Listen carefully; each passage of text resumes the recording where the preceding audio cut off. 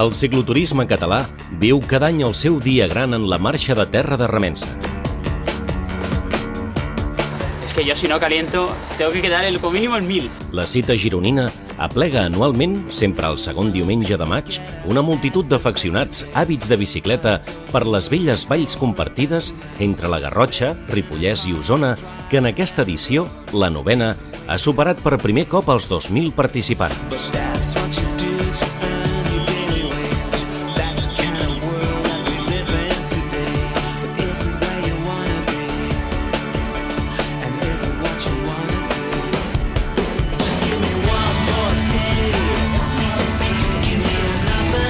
Com cada any, l'organització ha disposat de dues alternatives de recorregut. El primer és el curt, de menys de 100 quilòmetres, que surt de Sant Esteve d'en Bas, viatja fins al Ripollès i torna. L'altre és realment dur.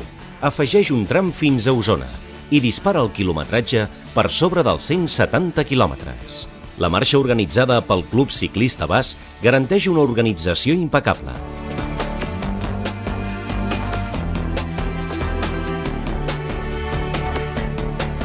Aquest any, per exemple, es va crear, en l'auxili del participant, la figura de la bicicleta escombra, per animar i ajudar directament al cicloturista, sobretot en els moments més crítics de la prova, com és la pujada, aquest any, al Coll de Bracons, per la seva banda més dura, la Garrotxina.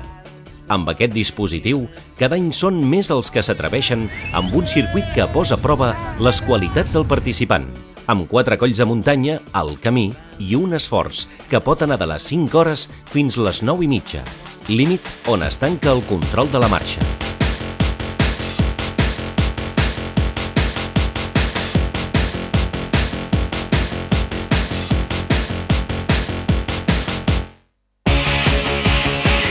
La marxa Terra de Remences va debutar l'any 1998.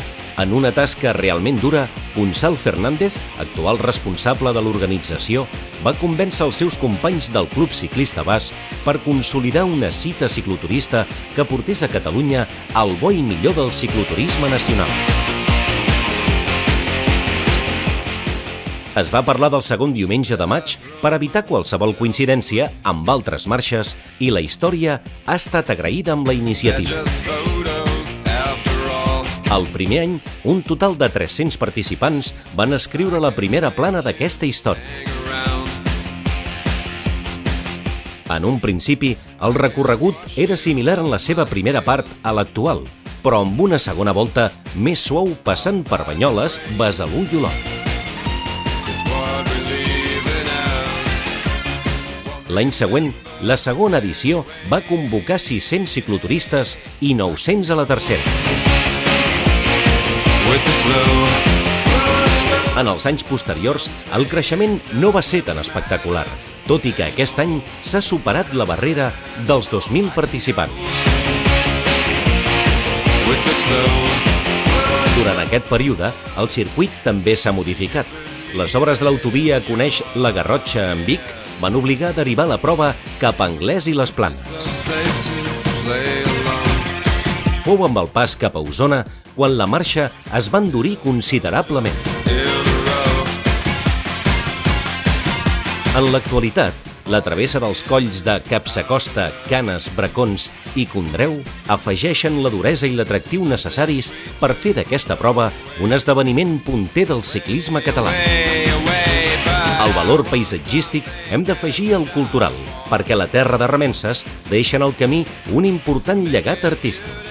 Des de la sortida de Sant Esteve d'en Bas es poden apreciar els encants de monuments com els monestirs de Sant Joan de les Abadesses i Santa Maria de Ripoll i els conjunts d'Olot i l'Esquirol, sense ometre el pas parroquer. Molt bé.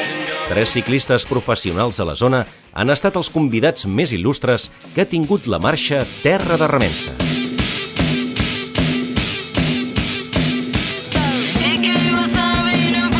El pistar mallorquí Joan Llaneres, campió olímpic a Sydney i 6 cops campió del món, junt amb els seus amics catalans Carles Torrent, podi als Jocs Olímpics d'Atenes, i Xavier Tondo, professional amb el relax, han estat senyera de la marxa en alguna edició. Recordar que el propi Llaneres va arribar primer un any.